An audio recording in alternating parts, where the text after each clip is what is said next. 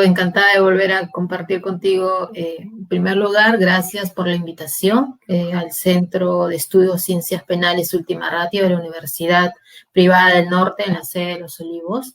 Para mí siempre es grato poder compartir con los estudiantes, la comunidad académica. Creo que la labor de todo abogado no debe desmayar y centrarse solamente en el lado, bueno, si bien nos formamos para ejercer en el lado profesional, sino que siempre tiene que ir de la mano de una formación académica.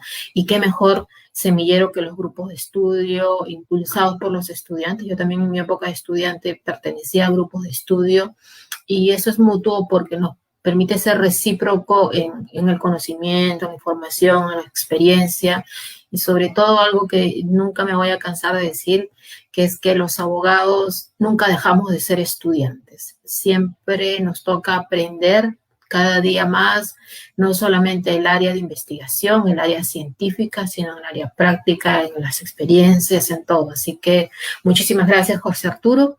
Un honor para mí estar con ustedes esta noche. Y el tema que nos convoca es uno que en verdad, sí, inicialmente, diría yo, cuando estaba vigente, aunque lo está en algunos distritos judiciales para algunos tipos penales todavía, el Código Procesal Penal del 91, el artículo 137 era uno de los más cuestionados. De hecho, en muchas de las sentencias del Tribunal Constitucional referidas al tratamiento de la prisión preventiva tienen que ver con la interpretación y aplicación del famoso 137, que precisamente regulaba lo que hoy en día vamos a analizar, pero ya desde la óptica y el tratamiento que le asigna el Código Procesal Penal del 2004, vigente, digamos, para la mayoría de nosotros en nuestros casos. Pero cuando hablamos de prolongación de la prisión preventiva, un tanto debemos de tener en consideración diversos aspectos. Así que el esquema que vamos a desarrollar el día de hoy va a dar inicio con las reglas generales, es decir, los principios que tienen que ver con la regulación o el tratamiento de la prolongación, los plazos, porque obviamente si hablamos de la prolongación del plazo y la prisión preventiva, tenemos que hablar del plazo. ¿Es viable una prórroga o no? Más allá que este sea un tema ya superado, vamos a tocarlo también. Los presupuestos, tanto los materiales como los formales de la prisión, de la prolongación del plazo de la prisión preventiva. Y si nos alcanza el tiempo, ver algo del tema de la adecuación o algunos aspectos centrales. Mi idea es plasmar puntos específicos que nos puedan servir para la discusión o el análisis en general de esta tan importante institución. Siempre, en verdad, que hablamos de una institución procesal, más o menos, en su gran mayoría, está vinculada a la prisión preventiva. Yo creo que el tratamiento que un ordenamiento procesal y desde luego el desarrollo y el tratamiento casuístico jurisprudencial que se le dé a esta institución tan importante como la prisión preventiva va a depender mucho de qué tanto se respetan o no los derechos fundamentales o la institucionalidad del debido proceso en un país. Nuestro creo que es más que evidente que tenemos que de los más casos siempre el de la prisión preventiva es algo que siempre nos va a llamar la atención. Entonces, cuando hablamos de la prolongación de la prisión preventiva, del plazo de la prolongación preventiva, uno de los primeros principios a los cuales debemos de nosotros echar una mirada es el principio de legalidad, ¿no? Cuya base está contenida en el 224b de la Constitución, que señala explícitamente que no está permitida forma alguna de la restricción de la libertad penal personal, salvo en los casos previstos en la ley. Más o menos el mismo criterio, desde luego, está contenido en el artículo 7.2 de la Convención Americana de Derechos Humanos o en el 9.1 del Pacto Internacional de Derechos Civiles y Políticos, por citar algunos, donde establece la misma regla. Nadie puede ser privado de su libertad física salvo por causas y en las condiciones fijadas de antemano por las constituciones políticas de los estados partes o por las leyes dictadas conforme a ello. Lo mismo está recogido en el artículo 6 del título preliminar del Código Procesal Penal, es el del 2004 que estábamos mencionando, cuando establece que las medidas que limitan derechos fundamentales, obvio, la libertad es uno de ellos, salvo las excepciones previstas en la Constitución, solo podrán dictarse por autoridad judicial en el marco, forma y con las garantías previstas por la ley. Se impondrán mediante resolución debidamente motivada, respetando, y aquí otro principio cada vez que hablemos de medidas cautelares, siempre, o de cualquier institución en verdad, pero sobre todo las medidas cautelares personales, tenemos que echarle una mirada obligatoria, diría yo, a los principios. Y el segundo principio que vamos a tener en consideración cuando hablamos de la prolongación del plazo es el de proporcionalidad. Y en verdad, este está presente en todo, en todo, en todo. Entonces, en base a estos dispositivos que regulan el principio de legalidad, no se puede, uno, recortar la libertad si no está permitida en una ley previa, y B, debe ser aplicada en estrictos términos previstos por la ley. De otro lado, el artículo 202 del Código establece que cuando resulta indispensable restringir un derecho fundamental para lograr los fines de esclarecimiento del proceso, debe procederse conforme a lo dispuesto en la ley y ejecutarse con las debidas garantías para el afectado.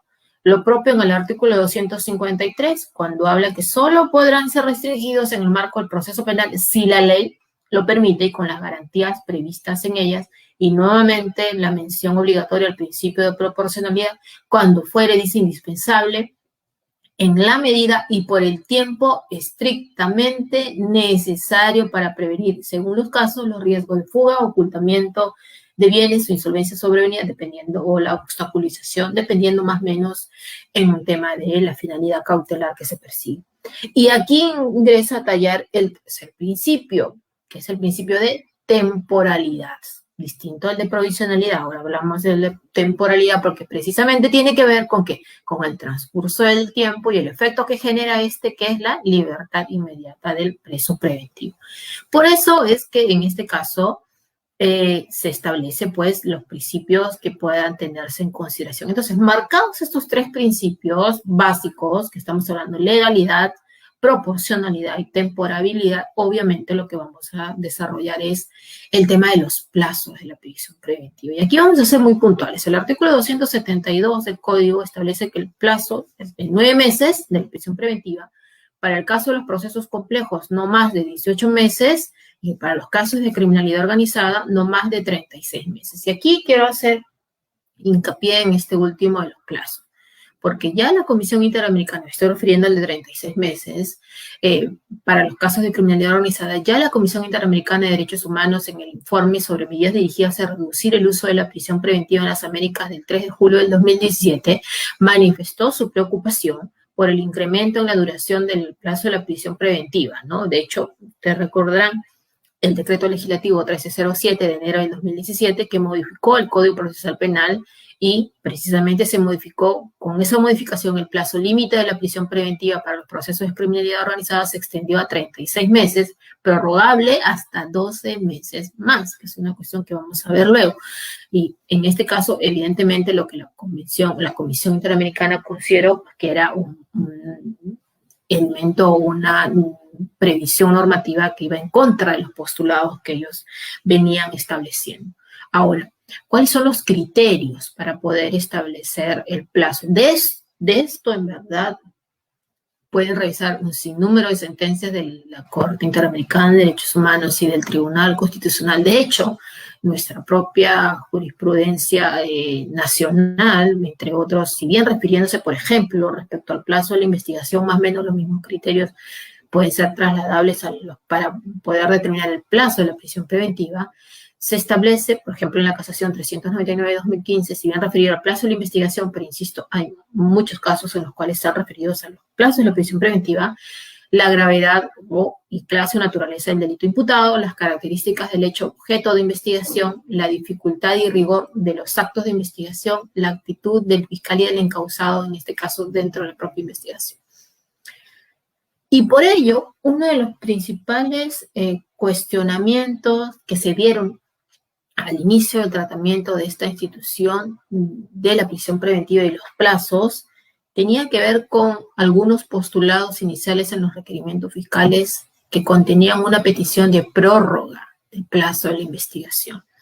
Y en verdad allí los pronunciamientos fueron muy puntuales, muy puntuales. De hecho, uno primero que se dio fue en el Pleno Jurisdiccional Penal y Procesal Penal realizado en Chiclayo en el 2015, que por mayoría determinó que una vez dictada la prisión por un plazo menor al máximo legal, no es posible la ampliación del plazo, sino la prolongación de la prisión preventiva. Y el mismo criterio fue la Sala Penal Especial de la Corte Suprema, entre otros en la apelación 3/2015-22, de junio del 2016, en la cual se estableció que la prórroga no estaba regulada en el código. Entonces, el requerimiento fiscal con la denominación, dijo la Corte Suprema allí, de prórroga no existe, por lo que incluso en ese caso se había fundamentado con lo previsto en el 274, que no es otra cosa sino el de prolongación del plazo de la prisión preventiva, que es lo que nos va a tener en consideración. Entonces, hay aspectos básicos que hay que tener en cuenta aquí, ya para indicar antes de entrar al tema que nos convoca. La regla es que al producirse el vencimiento de estos plazos en que se haya dictado una sentencia condenatoria de primera instancia, el juez, ya sea de oficio o ya sea a solicitud de parte, podrá disponer la inmediata libertad del imputado y se dictará, de ser necesario, las medidas que permitan asegurar su presencia en el desarrollo de las diligencias del proceso.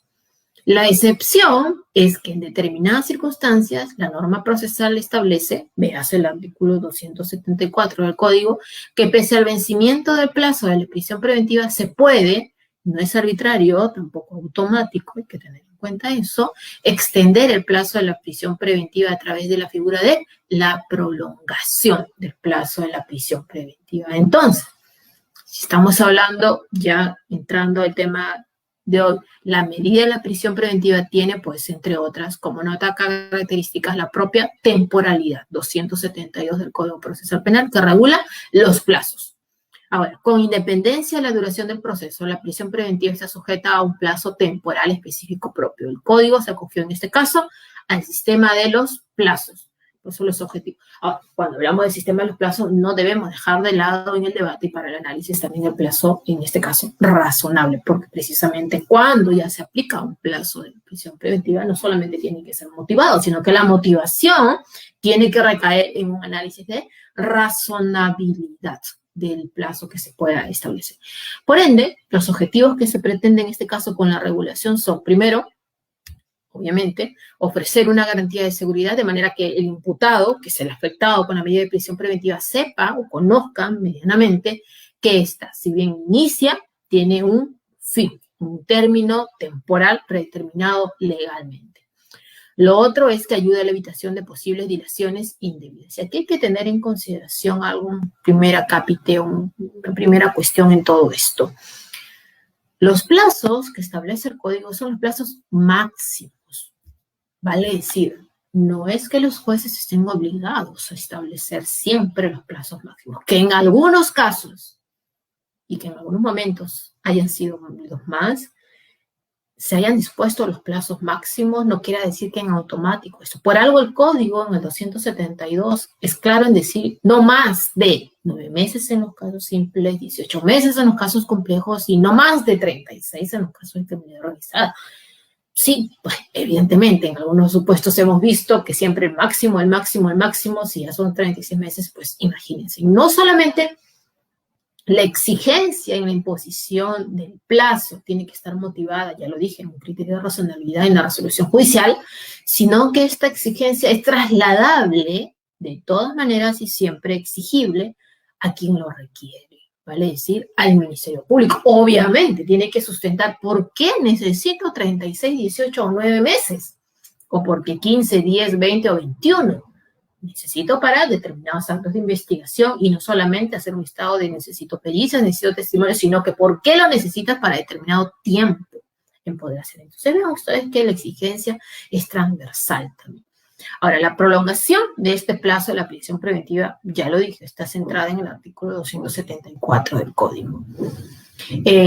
Esta disposición o este artículo establece los presupuestos, ya sean materiales y formales, para ver o determinar en qué casos procede o es aplicable una prolongación del plazo de la prisión preventiva, de los que se va a derivar que la prolongación siempre debe tener un carácter excepcional. Obviamente, ¿por qué? Porque así como la imposición de la prisión preventiva es excepcional, también mantenerla tiene que ser excepcional. Ojo, lo hablamos en una charla la semana pasada y era un tanto como ver las medidas alternativas. Y en verdad, la prisión preventiva debiera ser concebida como una alternativa a las medidas, por ejemplo, las de comparecencia con restricciones o las restricciones en sí. Pero por lo pronto siempre nos hemos acostumbrado, o hay la costumbre de mirarlas a la inversa. Entonces, ¿por qué?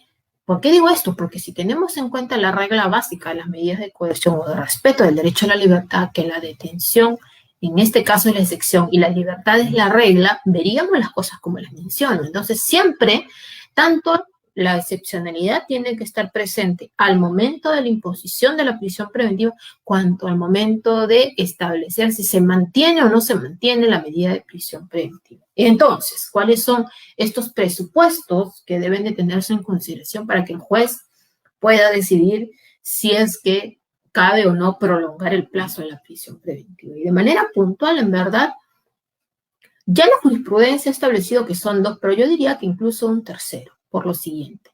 Los dos datos que ya se han establecido es, primero, la concurrencia de circunstancias que importen una especial dificultad o prolongación de la investigación del proceso, que ya adelanto, no es lo mismo que la condición de complejo, porque esa nace con la imputación, es algo que se hubiera advertido luego. Y en segundo lugar, la subsistencia de que el imputado pudiera sustraerse de la acción de la justicia o obstaculizar la investigación o la actividad probatoria en sí. Pero diría yo que hay un tercer presupuesto también, en verdad, para poder establecer esto, que es el criterio de proporcionalidad o el principio de proporcionalidad. ¿Por qué? Porque estamos hablando también ahí de la imposición de un plazo límite de la prolongación de la prisión preventiva, y lo vamos a ver a consideración. Entonces, el primer presupuesto, esto es, presupuesto material, las circunstancias que importen una especial dificultad o prolongación de la investigación o del proceso. Este primer presupuesto requiere que se acrediten o que concurran o estén presentes circunstancias, como bien lo indica, que importen una especial dificultad o prolongación de la investigación o del proceso, es decir, sean objetivos. Ahora, ¿qué se entiende por especial dificultad? Dirán ustedes, ya esto en verdad, no lo digo yo, ya lo estableció la Corte Suprema. De hecho, en la casación 147-2016 Lima, del 2016, que ya un tanto seguía lo que se había establecido anteriormente en la Sala Penal Especial de la Corte Suprema en la apelación 3-2015-22, de un mes antes de junio del 2016, en la cual fue claro y estableció que por especial dificultad, un tanto se debe entender la concurrencia de circunstancias que obstaculizan la realización de determinada diligencia, la práctica de alguna pericia o alguna circunstancia propia de la conducta del imputado. O elementos de juicio objetivos, aquí hay algo muy importante, objetivos posteriores al dictado de la prisión preventiva primigenia y su impugnación.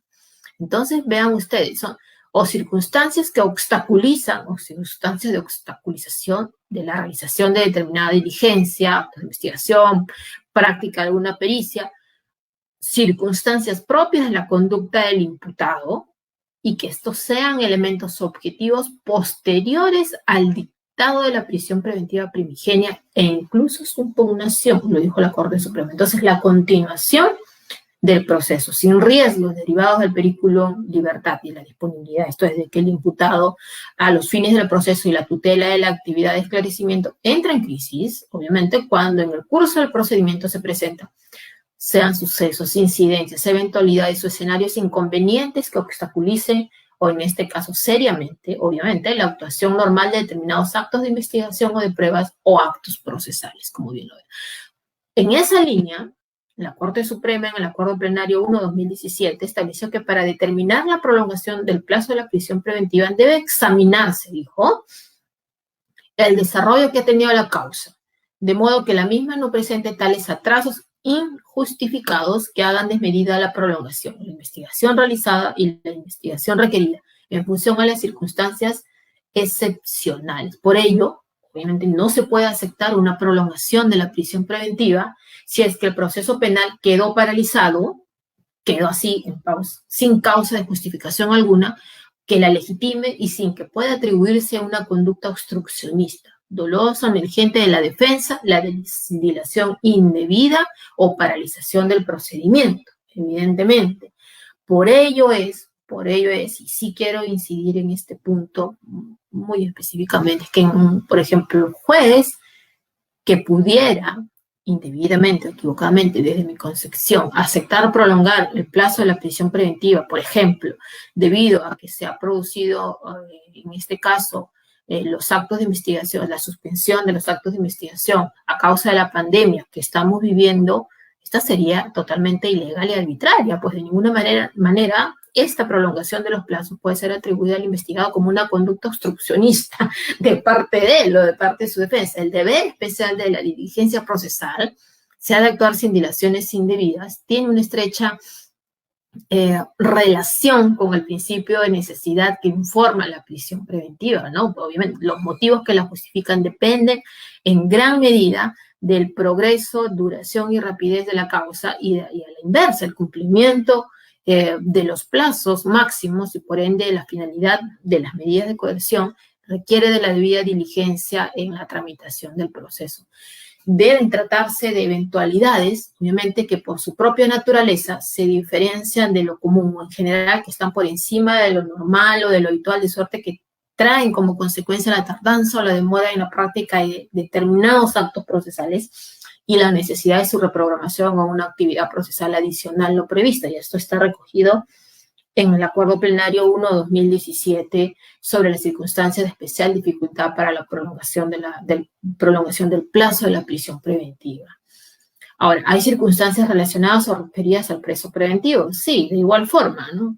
Ya lo ha establecido la Sala Penal Especial de la Corte Suprema, por ejemplo, en el expediente 6/2018 de abril del 2020, que para el requerimiento de prisión preventiva, que para que el requerimiento de prisión preventiva se declare fundado, y miren ustedes, por eso insisto yo, la exigencia no solamente es de hacer un análisis con lupa milimétrica en la resolución, sino en el requerimiento, que es el que nos convoca a la audiencia, dijo, debe justificar de por qué las diligencias pendientes que sustentan el requerimiento fiscal están justificadas con el preso preventivo. De lo contrario, este argumento no es suficiente para la prolongación del plazo. Evidentemente, si estoy solicitando la prolongación del plazo de la prisión preventiva para determinado imputado, pues las diligencias que dice que por lo cual necesitas mantenerlo privado de su libertad tienen que estar vinculados a él. Si no, esto sobre todo en los casos de pluralidad de agentes o pluralidad de investigados. Como segundo presupuesto material está la subsistencia de que el imputado pudiera sustraerse a la acción de la justicia o a la obstaculización probatoria, es decir, latente, actual. Estamos hablando de algo actual, insisto, no es algo que miremos entrar a reevaluar lo que sirvió para imponer la prisión preventiva actual. En orden al periculo libertatis, obviamente que descansen los peligros de fuga o el peligro de obstrucción de la investigación o de la actividad probatoria, es de tener en cuenta que cuando están por transcurrir los plazos ordinarios de las medidas de prisión preventiva, sea 9 o sea 18 para los procesos complejos o de 36 meses para los casos de criminalidad organizada, los criterios concurrentes más relevantes para sustentarlos antes de que la pena concreta prevista, que lamentablemente muchas veces solamente se echa mirada a esa, que es un dato objetivo muy relevante al principio, siempre presente, son tanto los de circunstancias personales del imputado, de los arraigos, familiar, profesional, laboral, social, las conexiones con otros países, los medios económicos los cuales dispone, etcétera, como las circunstancias en sí del caso concreto. Veamos, circunstancias personales del imputado, circunstancias del caso concreto, siempre vinculados a esta petición. Asimismo, este peligro debe ser actual y objetivo. ¿Por qué digo esto? Porque lamentablemente a veces se hace a la inversa, que hay que tener en cuenta algo muy puntual. No se pueden hacer valoraciones o reexaminar elementos de convicción que sirvieron de base para determinar la originaria prisión preventiva y los peligros procesales correspondientes. Entonces, se requiere, en este caso, que debe existir una justificación de la existencia de un peligro palpable, objetivo, de que el procesado va a sustraerse a la acción de la justicia, que en su defecto se tienen evidencias concretas de la obstaculización de la actividad probatoria por parte del imputado o del preso preventivo, de quien se pretende mantenerlo en prisión. No deben existir conjeturas, sospechas livianas, interpretaciones, meras suposiciones. Y eso no es posible, porque haría una detención en verdad arbitraria. O sea, sí sería muy lamentable, aunque en algunos casos se da, ¿no? Ahora, El criterio concreto de la peligrosidad de fuga supone, lo sabemos, valorar las circunstancias actuales de carácter personal y social del imputado para establecer si es que existe o no un riesgo de fuga, pues la comprobación de la existencia o inexistencia de raíces de los arraigos, por ejemplo, pudiera permitir razonablemente la tendencia del imputado si es que va a rehuir o no va a rehuir al proceso, ¿no? Sobre ello, en verdad, hay sentencias de la Corte Interamericana que ya han incidido en esta temática, el caso Chaparro Álvarez y Lapuñegues versus Ecuador, o el caso Tibi versus Ecuador también, en la cual se considera indispensable destacar que la prisión preventiva, por ejemplo, es la medida, ya lo sabemos, más severa que se puede aplicar al imputado de un delito, motivo por el cual su aplicación, y esto es algo recurrente, debe de ser de carácter excepcional en virtud de lo que se encuentra limitado a los principios de los mencionábamos, legalidad, la presunción de inocencia, evidentemente, y la proporcionalidad indispensables en una sociedad democrática para poder ver. Por tanto, estos peligros o la alegación a que estos se mantienen tienen que ser concretos y no abstractos. No basta indicar que el imputado, por ejemplo, tiene tal o cual cargo para exseverar en este caso, tiene tal o tal condición, sino que hay que evidenciarlo, porque el riesgo debe colegirse de la realización por parte del imputado de conductas determinadas que revelen su intención de poder o fugarse o de entorpecer la investigación en este caso. El fiscal tiene que explicar, y es un deber que tiene, las razones por las cuales no pudo, y hay otra cuestión, materializar el aseguramiento de las fuentes de prueba en el plazo inicialmente concedido de la prisión preventiva. Es decir, si estuvo ya 18 meses privado de su libertad, ¿por qué necesitas 10, 5, 8, 12 meses más y no lo que tenías que hacer, no lo hiciste? Por eso el fiscal tiene el deber de explicar las razones por las cuales no pudo materializar el aseguramiento de la fuente de prueba en el plazo inicial, pues de lo contrario no va a resultar amparable la pedido de prolongación del plazo requerido. No basta con enumerar una serie de diligencias o describir una situación a través de la cual se alude a un supuesto acto de obstrucción, sino que tiene que precisarse específicamente en cuál de todas las diligencias, por ejemplo, que se encuentran pendientes, podría el investigado obstruir y cómo, sobre todo cómo, y basado en qué elemento palpable y concreto está llegando a esa conclusión. De hecho, recientemente la Sala Penal Nacional, en el expediente 299-2017-128, ha establecido si para la imposición de la prisión preventiva se consideró la existencia del peligro de obstrucción y en función al principio de proporcionalidad, se fijó, dijo la Sala Penal, 18 meses de plazo de duración de dicha medida para permitir que el persecutor penal proceda al aseguramiento de las fuentes de prueba en peligro, al postular, dijo la Sala Penal Nacional, un requerimiento de prolongación del plazo de la prisión preventiva, es exigible a dicha parte justificar la subsistencia de dicho peligro y también explicite las razones por las cuales no pudo materializar, en este caso, el aseguramiento en el plazo inicial. Solo así podría evaluarse la posibilidad de conceder una prolongación o la prolongación requerida. En el mismo sentido, en la casación, si revisan la 147/2016, dijo que el imputado pudiera sustraerse a la acción de la justicia o obstaculizar la actividad probatoria que no se establece en función de un reexamen de lo ya resuelto al momento de imponer la prisión preventiva a propósito del peligro procesal, sino sobre la base del análisis de si es que esas condiciones subsisten o se mantienen en esas. Por último, también debe tenerse en consideración la casación 147/2016 Lima, que en su parte vinculante aclara que la especial dificultad del proceso no debe ser amparada, y algo muy puntual, lo decía antes, en la complejidad declarada desde el inicio, sino que deben advertirse las circunstancias concretas que obstaculizan algún acto de investigación. Ello, obviamente, con elementos de juicio objetivos posteriores al dictado de la prisión primigenia y su impugnación. El tercer presupuesto, que creo yo tiene que tenerse, o el principio matriz, en todo caso, para la determinación en esto, es la proporcionalidad, porque estamos hablando de la imposición, la posibilidad de imponer un plazo adicional al primigenio. El plazo de la prisión preventiva está informado por el principio de proporcionalidad que responde al derecho fundamental de libertad personal.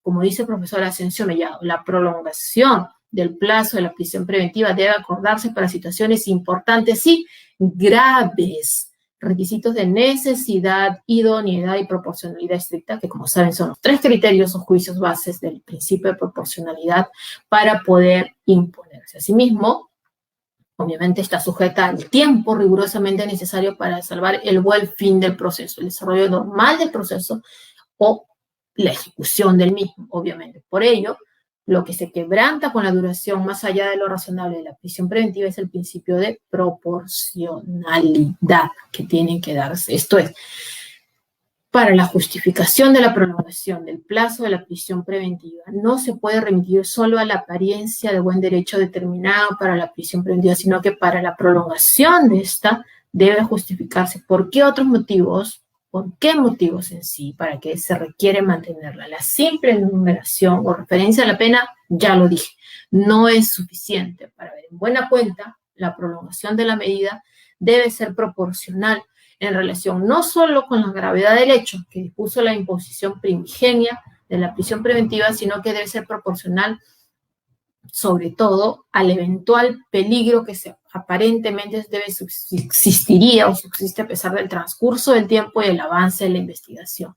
Este principio constituye un mecanismo de control sobre la actuación de los poderes públicos cuando estos intervienen o quieren restringir derechos fundamentales, evaluando si la medida en esta casa determinada es idónea para alcanzar un fin constitucionalmente legítimo y si tal medida es necesaria al no existir otro medio alternativo apropiado para conseguir el mismo fin y si existe un balance entre el logro del fin constitucional que se pretende obtener con la medida estatal que se pretende en este caso dar, que es mantener la medida de prisión preventiva. En ese sentido, la prolongación de la restricción de un derecho fundamental solamente tendrá lugar cuando fuere indispensable en la medida y por el tiempo estrictamente necesario, ¿no? Al respecto, de hecho, si es que revisamos el acuerdo plenario 1/2019 de septiembre del año pasado, refiriéndose a la prolongación de la prisión del plazo de la prisión preventiva, estableció que el criterio rector desde el principio de proporcionalidad, vean ustedes la importancia de este principio, en verdad, es que la prisión preventiva durará el tiempo imprescindible para alcanzar cualquiera de los fines que la legitiman y en tanto subsistan los motivos que justificaron su adopción, superación de los riesgos que se querían evitar, requisito de temporalidad. Los plazos integran la garantía constitucional de libertad, dijo la Corte Suprema en este caso, que existen 2 valores que deben asumirse para poder concretar la razonabilidad de la duración del plazo. De un lado, los valores de defensa social, circunscritos al peligro de fuga y al temor de abolición o destrucción de las pruebas, y del otro, los valores de índole individual, referidos al carácter del sujeto, moralidad, domicilio, profesión, recursos, lazos familiares. Este tema de moralidad, si bien en este caso el Tribunal Constitucional cita la sentencia, el caso Neumeister versus Australia del 68, sí tengo mis reparos en ellos, no considero que pudiera ser un criterio propio para poder imponer o mantener una medida de prisión preventiva. Entonces, insisto, no es que en abstracto se pretende establecer un plazo adicional de la medida de prisión preventiva. No, obviamente, el juez no debe entender de una manera abstracta, automática o subjetiva el hecho de que la investigación sea compleja, o sea, exista pluralidad de investigados, testigos y diligencias, sino que tiene en este caso que poder analizar de manera concreta esta situación. El derecho, y aquí algo muy importante desarrollado ya en extenso tanto por la Convención, la Corte Interamericana y el Tribunal Constitucional Nacional, el derecho a un plazo de la prisión preventiva razonable, que impone, que exige esto, que una obligación de tramitar primero con mayor diligencia y prontitud los procesos penales en los cuales el imputado está privado de su libertad, y del otro a garantizar el irrestricto respeto y garantía de los derechos fundamentales de quien está privado de su libertad en encontrar justicia, porque recuerden que en tanto está procesado es inocente, y como inocente desde luego tiene todos los derechos consigo. En consecuencia, este principio de proporcionalidad exige la existencia indubitable de una conexión directa, indirecta y relacional entre la causa y el efecto. El juez, al implementar una medida cautelar personal, no solo debe limitarse a comprobar, en este caso, la concurrencia de los presupuestos materiales, sino que debe verificar, al igual con igual exigencia que la clase o la intensidad de la medida que se adopte estén justificadas. Esos son los 3 presupuestos materiales, o 2 de ellos y uno el criterio básico, que es la proporcionalidad. Dentro de los presupuestos formales, primero, ya un tanto lo adelantábamos, es la solicitud fundamentada del fiscal presentada antes del vencimiento del plazo de prisión preventiva. Una vez vencido el plazo de la prisión preventiva, no es posible intentar una prolongación. Se trata de un plazo, en este caso, de caducidad, por lo que vencido el plazo la libertad debe ser dispuesta de manera inmediata conforme lo establece el 273. Requiere de una audiencia que el juez de la investigación, dentro del tercer día de presentado este requerimiento, convoca a las partes procesales para llevarse a cabo la audiencia correspondiente. El juez, luego de esta audiencia de prisión preventiva, va a dictar una resolución debidamente fundamentada, ya sea declarándola fundada o declarándola infundada, contra la cual procede un recurso de apelación. Digamos que esos son los criterios básicos centrales que revisten el tema de la prolongación de la prisión preventiva. Hay un último punto y con esto quiero ir cerrando, es referido a la adecuación del plazo de la prolongación de prisión preventiva. Y nosotros revisamos el decreto legislativo 1307, introdujo un nuevo apartado, el 2, al artículo 274.74 del Código Procesal Penal. En él se estipuló la posibilidad de adecuar el plazo de la prolongación de la prisión preventiva, otorgado a los plazos establecidos los anteriores, 9, 18 y 36 meses, siempre que se presente circunstancias, o sea, dijo, 9 meses adicionales para los simples, para los complejos 18 y la criminalidad organizada 12 meses. La posibilidad de poder prolongarlo, siempre que se presenten circunstancias de especial complejidad que no fueran advertidas en el requerimiento inicial. Este supuesto es distinto, que opera dentro de un propio plazo prolongado, permitiendo una adecuación, un ajuste del plazo que legalmente corresponda cuando la Fiscalía advierte su concurrencia con posterioridad al pronunciamiento judicial del auto de prolongación de la prisión preventiva. En ese sentido, se refiere a sucesos o acontecimientos de especial complejidad no advertidas inicialmente al momento del disponerse la prolongación del plazo de la prisión preventiva, es decir, a motivos que sustentan en la presencia de elementos sobrevenidos, vinculados al contexto del caso que determinan un cambio de la situación inicialmente apreciada que no se conocían con anterioridad. Y esto está recogido en el Acuerdo Plenario Extraordinario 1/2017. Así, ¿no? De esta manera, una posibilidad de adecuación se presenta cuando el plazo prolongado varía en función a la clasificación del proceso que la propia disposición legal establece en concordancia con el 272. Es decir, lo que se consideró inicialmente proceso común simple varía a proceso común complejo o de criminalidad organizada, por lo cual se requieren de nuevas actuaciones frente a más arduas, o sea,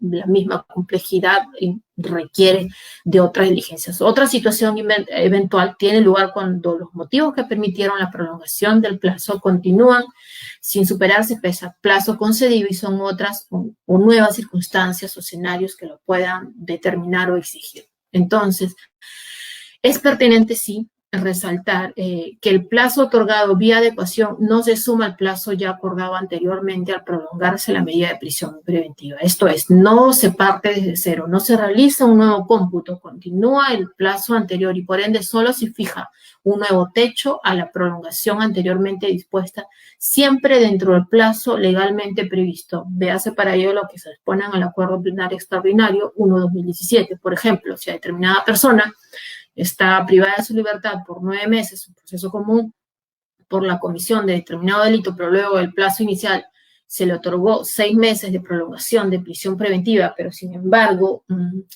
se advierte que el proceso es de criminalidad organizada, por lo que el tope sería de hasta 6 meses más, porque este solo es de 12 meses, no se suman parte. Entonces, lo que no se adecuará en este caso es el plazo originario u ordinario de la prisión preventiva. La ley solamente permite la adecuación del plazo prolongado de la prisión preventiva. Luego, lo que la ley no prevé, el juez no lo puede conceder. El principio, y termino con lo que empecé, el principio de legalidad procesal exige esta interpretación estricta. Entonces, más o menos en líneas generales es eso lo que yo quería exponerles referido al tema de la prolongación del plazo de la prisión preventiva.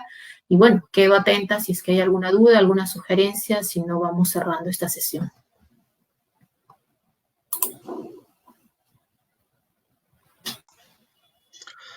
Muchísimas gracias, estimada doctora Juliana.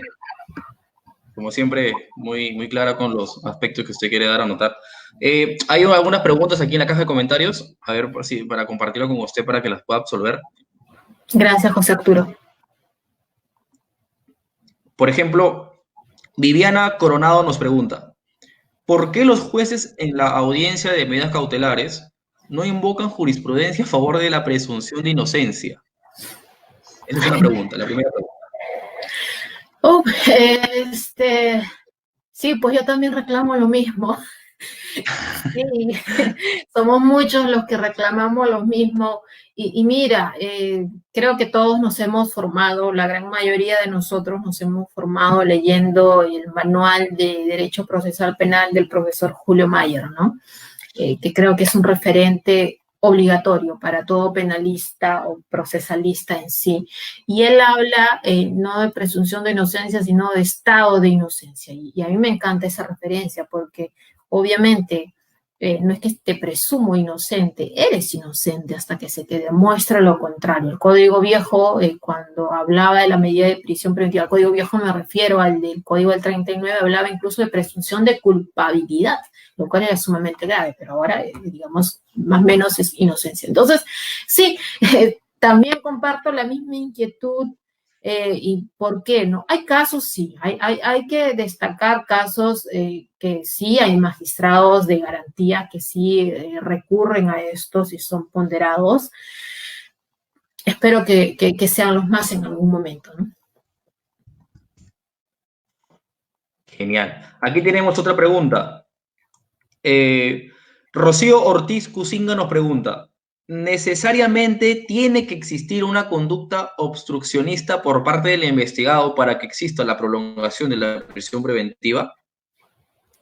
Y no, porque lo que se refieren es que tiene que en este caso de evidenciarse de manera concreta, no abstracta, si el peligro, los criterios de peligrosismo, que como sabemos son dos, fuga u obstrucción, están latentes, están vigentes, ¿no? Si es que estos se mantienen y si hay elementos concretos para evidenciarlos de esta manera. Entonces, solo en esas circunstancias, si es que se dan, obviamente sí, o sea, son cualquiera de los dos peligrosismos. Perfecto. Una última pregunta por parte de la caja de comentarios es de Diego Antonio, que por cierto es uno de los miembros de la Casa Última Ratio.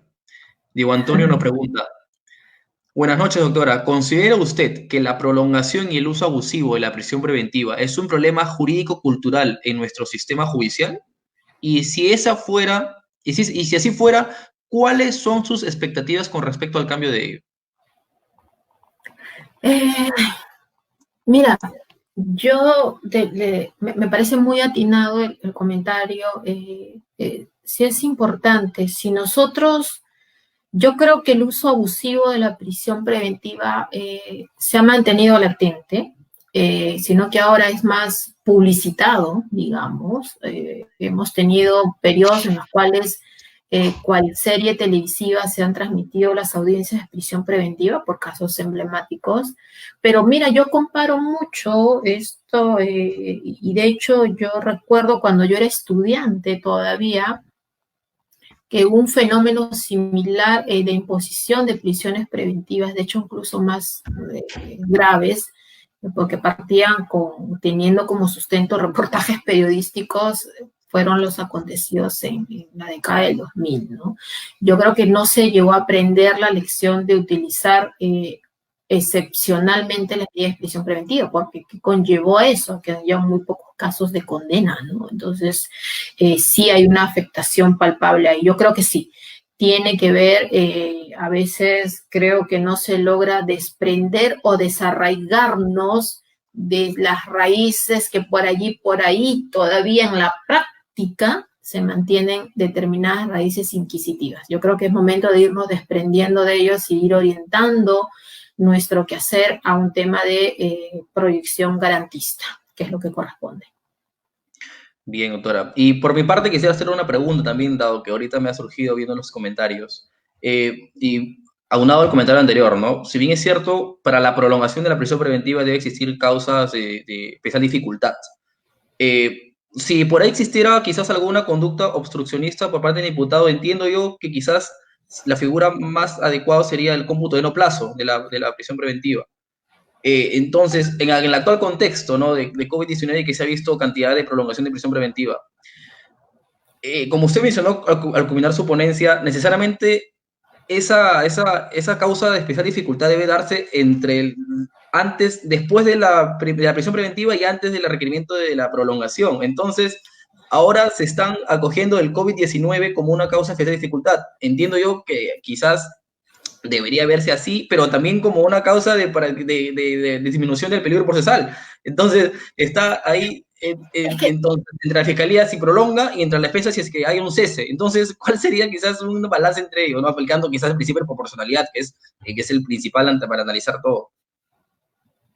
Es que sí, tú has planteado bien las cosas. O sea, el COVID no lo trajo el imputado, no puede ser algo atribuido al imputado, por tanto no puede jugar en contra del imputado. Así que yo lamento mucho que algunos requerimientos y escasos pronunciamientos judiciales hayan tenido como sustento que el COVID es motivo para aceptar pedidos de prolongación, porque como están suspendidas las investigaciones, entonces hay una causa de especial dificultad. No.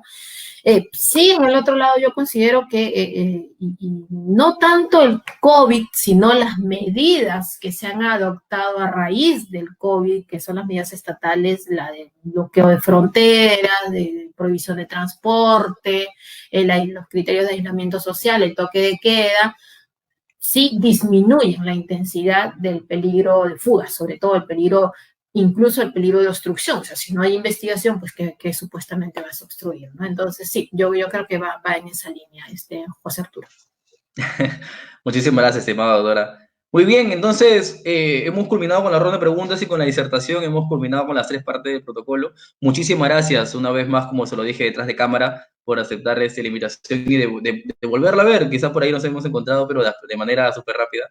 Y ahora pues hemos tenido la oportunidad de compartir un poco más y que usted pueda compartir la experiencia como litigante que es, porque acá el litigar en el Perú creo que yo lo que te hace más que cualquier otra cosa que ser académico, ¿no? Porque acá en Perú litigar hay que ser bien capo para poder enfrentarse a lo que nosotros vemos en la televisión y con lo que ahora existe Justicia TV, que es, pues, creo que el mejor programa que puede ver a nosotros los abogados. Muchísimas gracias una vez más. Espero tenerla en otra oportunidad. Desde allá quizás la comprometo para que nos pueda acompañar en otra oportunidad y quizás también en nuestras sesiones internas. Sería muy agradable, muy enriquecedor.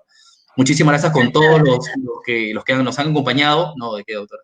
A los que se han quedado hasta el final, y los invitamos a que sigan sintonizando Última Radio, que vamos a estar programando por ahí otras ponencias con grandes abogados, grandes amigos y grandes personas en primer lugar, ¿no? Muchísimas gracias con todos y hasta una próxima oportunidad. No sé, doctora, quizás usted quiera decir algunas palabras finales. No, mi agradecimiento para el grupo, en especial para contigo, José Arturo, y como lo he dicho, habrá oportunidades para seguir compartiendo académicamente. Muchísimas gracias.